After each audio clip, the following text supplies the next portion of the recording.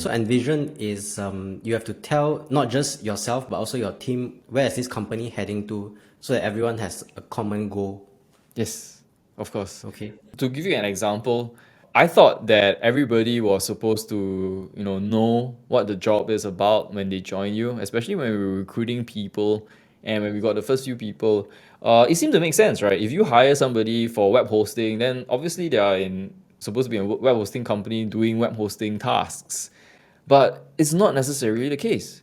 I know this because if you look in the market, not just in my company, which was in web hosting, let's look at any company like coffee, right? Coffee is a very commonplace business. Starbucks is very famous, right? And you can have like any other coffee chains as well.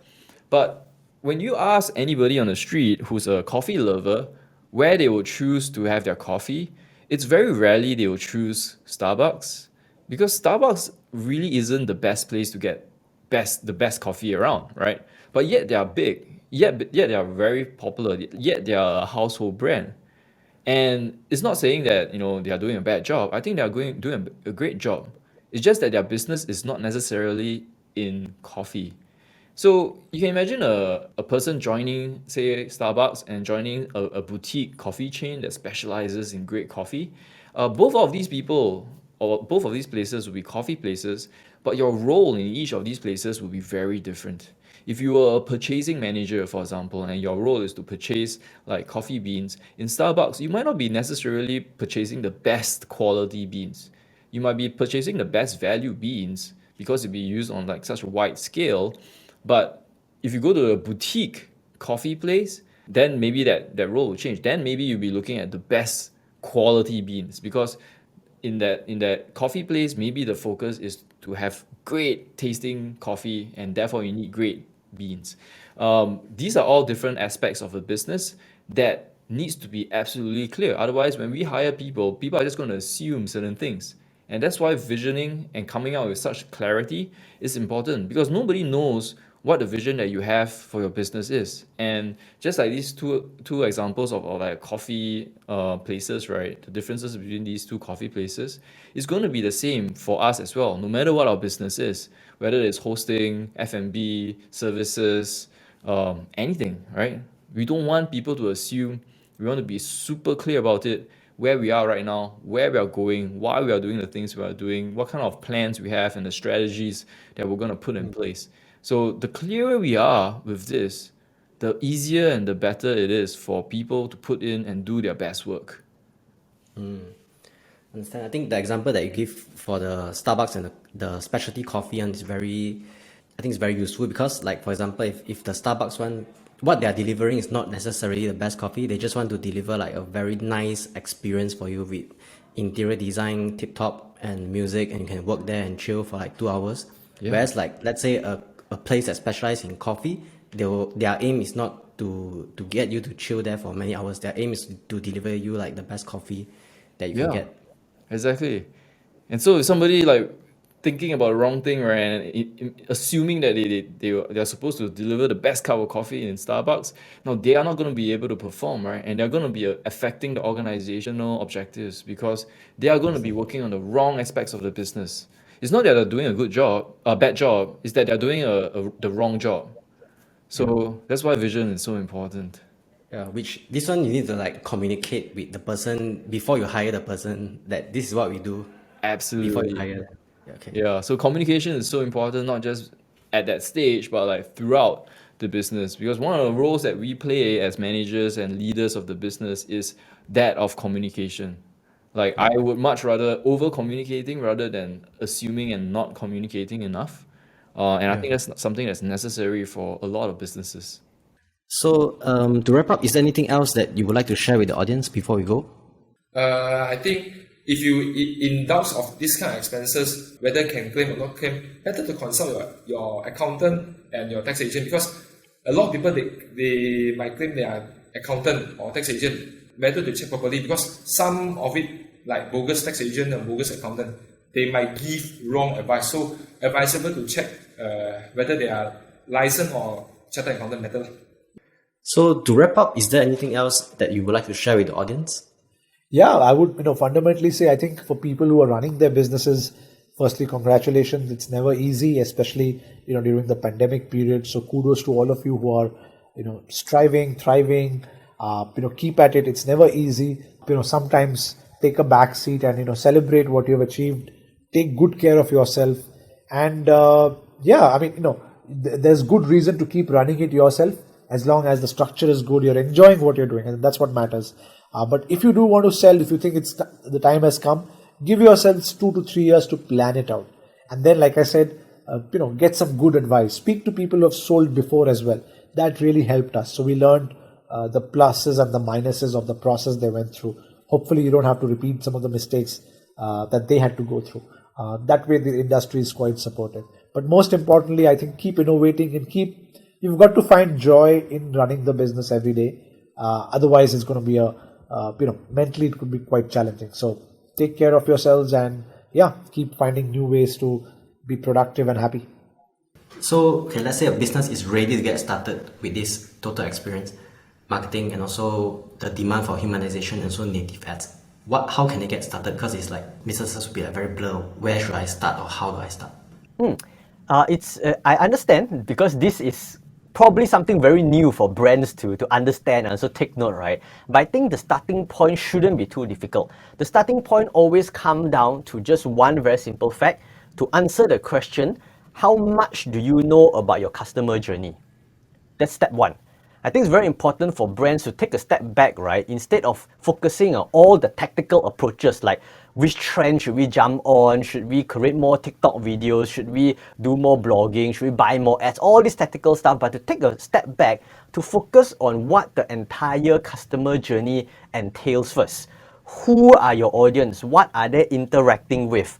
What are they interested with? Who are they influenced by? What are they consuming? What kind of mediums are they interested with? What kind of topics do they engage with? To really spend time maximizing and expanding this side of the business first. And then step two, ask yourself, you as a company, how can you address this customer journey? What is the ideal situation? Does personalization help? Does content actually help? Does giving out freebies actually help? How do you address these needs that the customer is looking for? Now, once you're able to clearly map out this step one and step two, right? Then only comes step three of asking yourself, okay, what kind of help I need? Do I need to subscribe to a tool? Do I need to hire an agency to execute 1, 2, and 3, and then ABC goes to another agency? What should I focus upon right now? And you can start prioritizing, because then you're able to do a very clear cost-benefit analysis, right? You can look at your priorities to say, okay, because the customer really is doing this. The customer really wants a faster communication. They want a faster response rate, response time, and that's the biggest glaring thing out there. So that becomes priority. So you can start thinking, maybe it's a chatbot, maybe you want to hire more people on this. How? Right? Or it could be maybe the customer is looking towards a better personalization experience. They want to come back, but every time they come back, they're treated as a new customer. They don't like that. So how do you bring them back and welcome them back and give them this feeling that you're welcoming back them again? Then there could be something else. But it all starts off with first understanding the customer journey, you identifying what you can do to fulfill these gaps, then only the solution comes in. If you follow these steps, whatever they have been discussing today wouldn't be as complicated as it seems. Because if you're going to start the other way around, I can assure you that you will end up being very, very confused, because you start thinking of, okay, this guy talked about visual analytics. Who should I speak to visual analytics? This guy talking about creating native ad. What is native ad? How do I start with native ad? You become very confused. But if you start thinking from, this is what the customers are looking for, this is what we should be providing, then it becomes clearer, because then you know, okay, native ads means I need to speak in a certain manner. I need to address this thing that the customer is going through. Oh, maybe I don't need visual analytics because, well, it's not necessary. Whatever the customer is looking for is not solvable or does not require this level of implementation. All we need maybe is a better Google form on our website to capture information. It could be, right? So don't be hung up with the delivery first. Go back to your basics. That's what marketing is all about anyway, right? Understanding your customer, understanding gaps, seeing how you can approach and solve them. So go back to that before talking about what to do next. And then once the culture is sorted out and also the structure is in place, then how do you like ensure that the communication is also in place so that like what you say, it doesn't miss out throughout the journey? So a lot of it is structural, right? Even communication is structural. So for example, one of the things we started to do is we use this app called Nicole. And Nicole is where we put all our knowledge in our entire company there. Right. So anytime people want to learn about this, about that, making videos, what's the branding, what's the this, there's a repository. Now the other piece that we use is that Nicole allows me to do like Insta Live, but only to my employees. So once a month I'll do a live and say here's what's happening, and every employee will hear from me direct.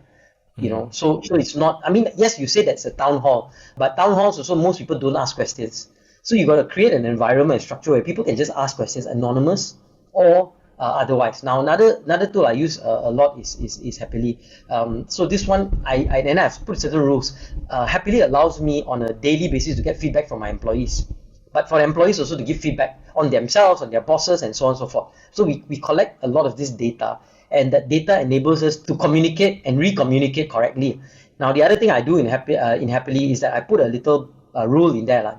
My employees don't know this, but essentially once a month or once every other month, they will get a tweet and say, what's wrong with Roshan? What must he improve? What must he do better? So they will say, okay, Roshan should do this more, he should learn how to. So I get this feedback that comes to me directly, right? And I'm able to say, oh, that's what they're thinking about. Like today, I got this feedback from someone who said, look, why the business are so segmented today? And I said, oh, okay, maybe I'm not communicating so well.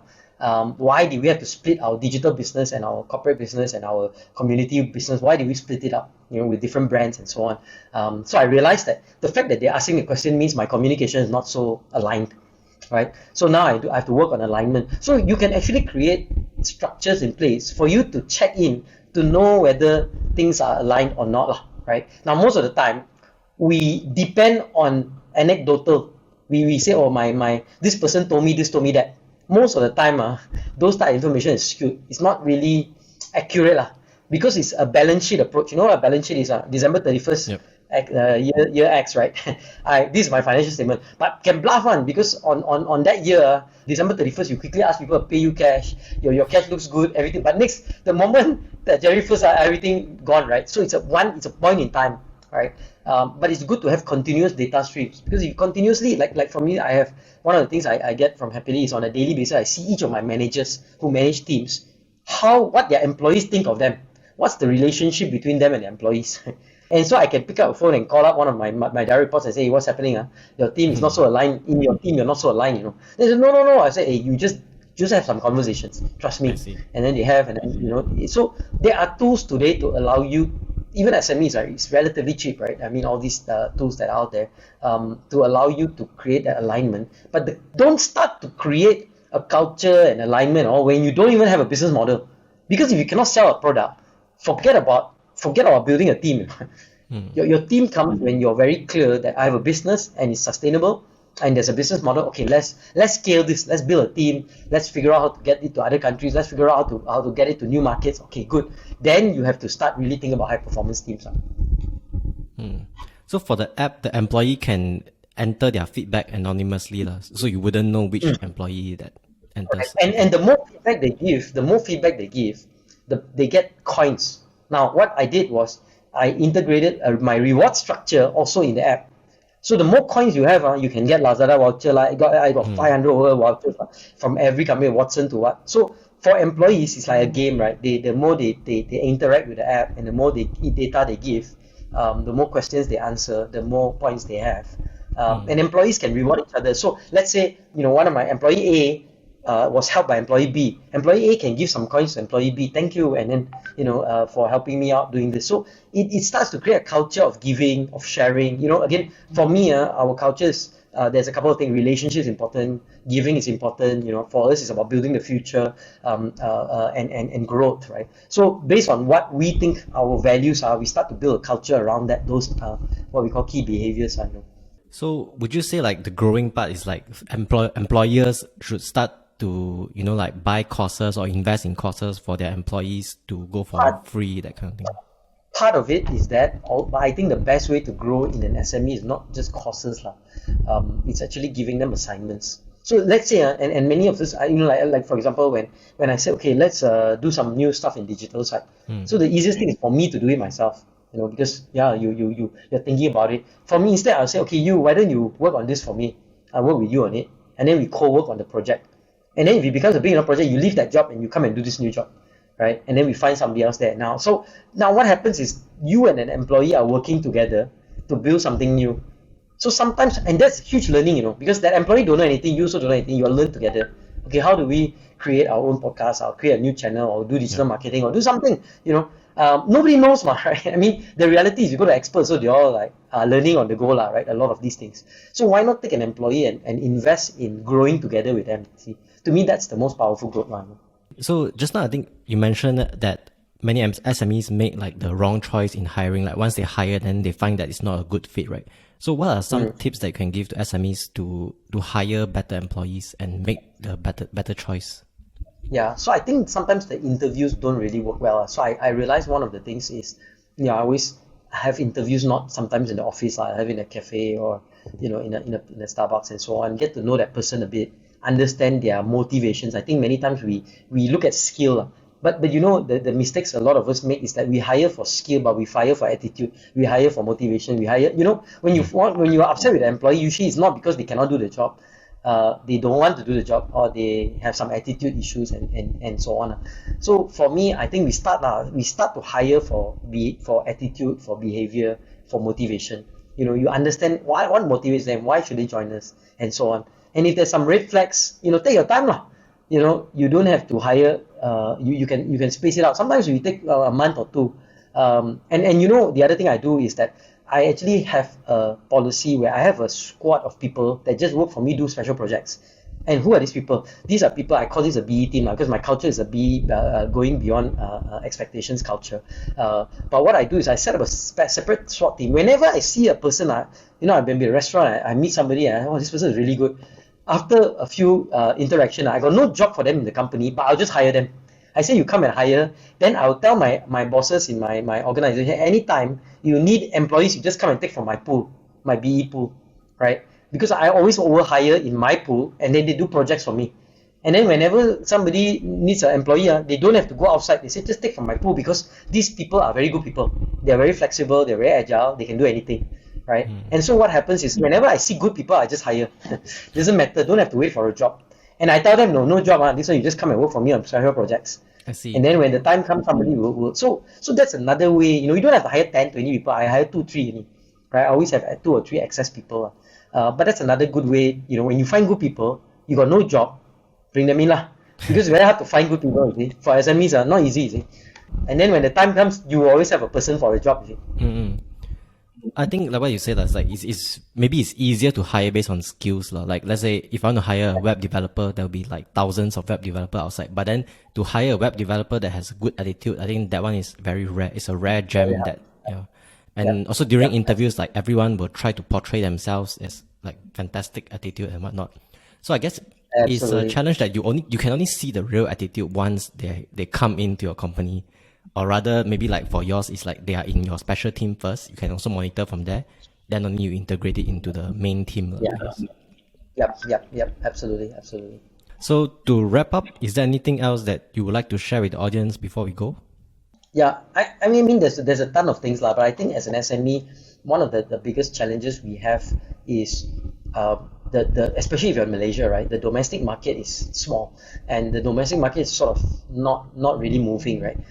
So I think one of the big things that we need to start thinking is, with COVID and what has happened, right? It's opened up a global market for us.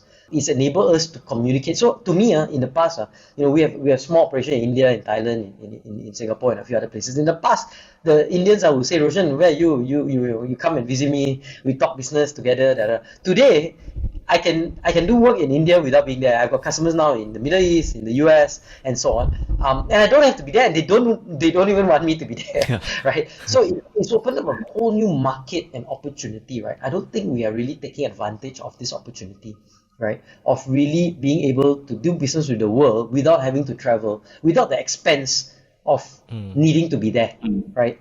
So my advice to you, if you're SME, is like, look, take advantage. The world is your oyster today, right? Build global products, and don't just think of Malaysia or Southeast Asia as a market. Think of the world as your market, and I think you can really start to see yourself scale in big way. Now, when you do that, that means you can hire global teams. So one of the things I found was so interesting is that Indonesians are so hungry, and the price of an Indonesian versus Malaysians are one third, one quarter, a fraction of it.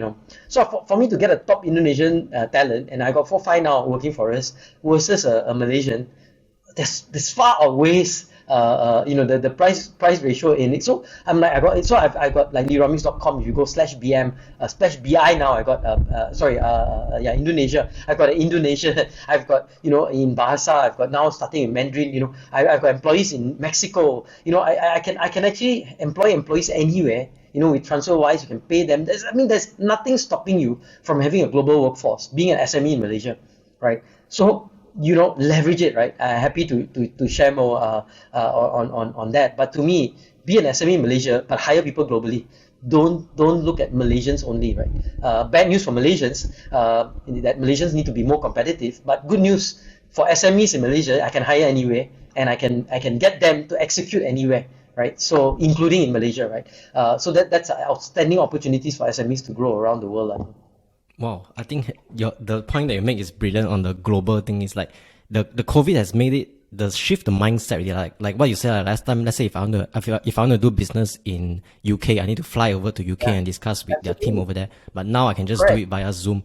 And then if I close, you can hire, you hire a UK employee. Yep. And pay them through TransferWise and other things, right? And they can operate from you with no legal structure, right? Because your billing is all anyways credit cards and automated, right? It's all Stripe. You have technology in place to enable you to have global billing, right? So nothing's stopping you, right? And I'm even having global interns now. The last year I had 35 global interns from 19 different countries, right? From Brunei to Vietnam to, I had all these interns from all different countries, right? US, I had a couple of US interns, a Mexican intern, and the UK, and so on. It's an unbelievable opportunity, lah. Just don't. To me, it's like, whoa, why are not more Malaysian organizations, SMEs, right, taking advantage of it, right? And we're not obligated, right? We're not obligated to the government or anybody, right, to facilitate. Countries like Indonesia, you hungry talent. Vietnam, hungry talent. You got a lot of very hungry people, right? Leverage it, man. Well, like ringgit is keep on dropping, right? So like instead of selling just to Malaysians, this NFT space has allowed brands to like sell globally. So you can sell in Ethereum and then you can convert it into USD, and your audience is like much bigger than say just the Malaysian crowd.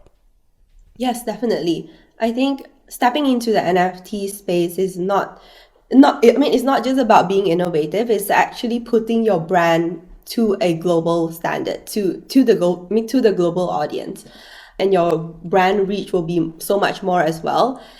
And if you look at it in the Web2 world, in the real life world, for you to even be on the global stand, you will need to pay so much marketing. You might need to even have a physical store in the States, or have a few stores around the world.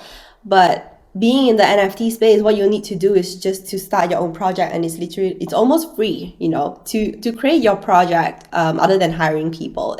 The cost is so minimal. And if you were to invest in the land in the metaverse, that is already being in the global stand. So the cost is really minimum compared to like the price that you pay in the real world to be in the global stage. Okay, so this has been great. And to wrap up, is there anything else that you would like to share with the audience before we go?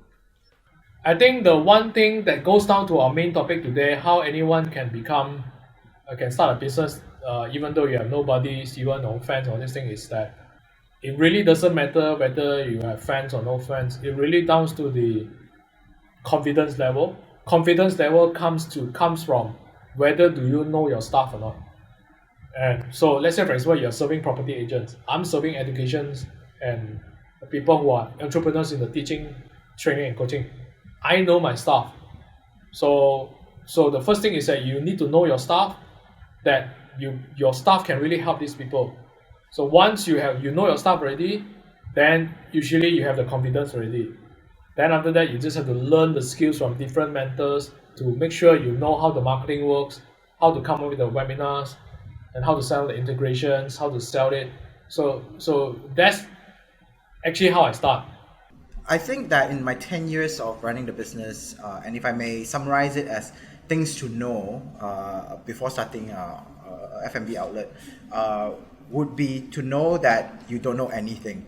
Every day is a different challenge. Every year is a different challenge. And as you scale, as you open more restaurants, it's always a different challenge. I think me and Hong also have the same thought. Before we come into the industry, we always think, how hard is it to run a restaurant?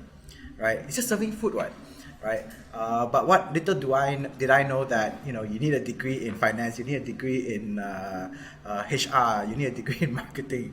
Basically, you need to tapau almost everything, or at least have some level of understanding before you can run it. Because F&B is not F&B. F&B is actually essentially a business, and just like every other business, it requires a few disciplines for you to master to run it properly and profitably.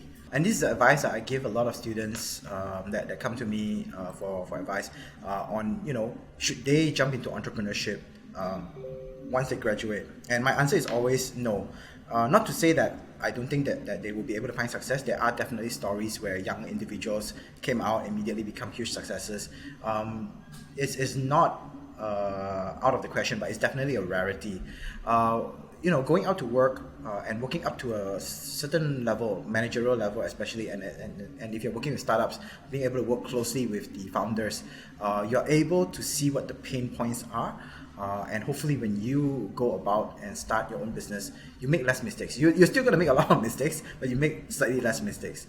And all these mistakes are always paid in dollars and cents, right? So if you want to have a more successful opening or a successful startup, I always advise, spend at least 2-3 years with someone that you align with in the industry so that you know what you're getting yourself into. Pay the tuition fee first by working for others. TikTok is the new Facebook. As long as you know how to game the algorithm, you have a good content, you can go viral for free. You can reach 1 million people, 1 million eyeballs for free, right? So the question is, how does one game it? And it's not as simple as last time, because video content is more difficult than text or photo content as compared to before. So you need to be able to perform, you need to be able to sing, dance, or be funny, right? Or act in front of the camera. You have to be consistent. Like, you have to be consistent. If your niche is steak, right, the algorithm will just want steak pictures all the time. Even if you're sick of it and you're bored of it, you've done steak pictures 3 times a day and whatever it is, like. But that's how the algorithm works. So you have to understand, and in some ways you have to give people what they want, right? Even though sometimes it may get a bit soulless. But I mean, do find joy in it, right? I think I'm getting better at it now, right? So I take the opportunity, or rather than just sharing pictures of sexy steaks, right? I do try to take opportunity to explain to people the different sides of the story of F&B. So I would tell stories about my boys.